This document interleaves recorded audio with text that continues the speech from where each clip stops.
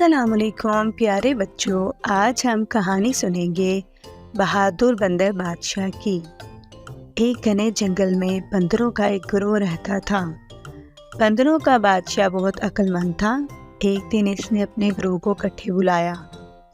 मेरे प्यारे बंदरों, हम खुशकिस्मत हैं कि इस खूबसूरत जंगल में रहते हैं, लेकिन ख़बरदार, दरख्त और पौधे हरे भरे और सरसब्ज हो सकते हैं, लेकिन इनमें बहुत से जहरीले फल होते हैं। तालाब साफ चमकता हुआ पानी हो सकते हैं, लेकिन इनमें एक बहुत बड़ा भूत रहता है। इसलिए पहले मुझसे पूछे बगैर कुछ ना खाओ और ना पियो। अगले दिन एक बंदर को प्यास लगी। इसे बादशाह की बात याद आई। वो इससे बात करने चला गया।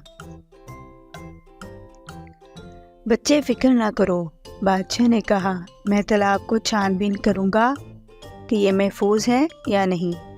जब वो तालाब के करीब पहुँचा तो उसने देखा कि बड़े बड़े कदम अंदर जा रहे हैं, लेकिन बाहर नहीं आ रहे।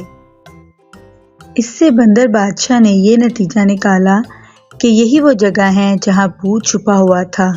जब सब बंदर रोने लगे, इस फिक्र में कि वो पानी कैसे पिएंगे, बादशाह ने इन्हें तसल्ली दी और भूत का मुकाबला करने चला गया। भूत ने कहका लगाया, हा हा हा, बंदर बादशाह, अगर तुम्हारे बंदर तालाब में आए तो मैं इन्हें खा लूँगा। अगर वो ऐसा ना करेंगे तो वो प्यासे मर जाएंगे। हा हा हा। बादशाह ने सोचा, मुझे कोई हल तलाश करना चाहिए। इसने अपने बंदरों से बांस के टुकड़े जमा करने को कहा।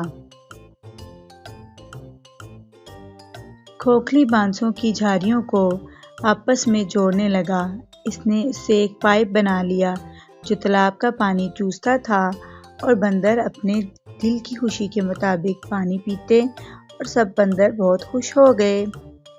प्यारे बच्चों, इस कहानी से हमें ये सबक मिलता है कि अगर हमें कोई चीज़ मुश्किल लगे तो कभी भी हिम्मत नहीं हारनी चाहिए। बंदर बादशाह की तरह बासबर और होशियारी से काम लेना चाहिए। प्यारे बच्चों, अगर आपको मेरी ये कहानी पसंद आई हो तो मेरे चैनल को सब्सक्राइब करें, वीडियो को लाइक करें। मिलते हैं एक और अच्छी कहानी के साथ। अल्लाह हाफिज़।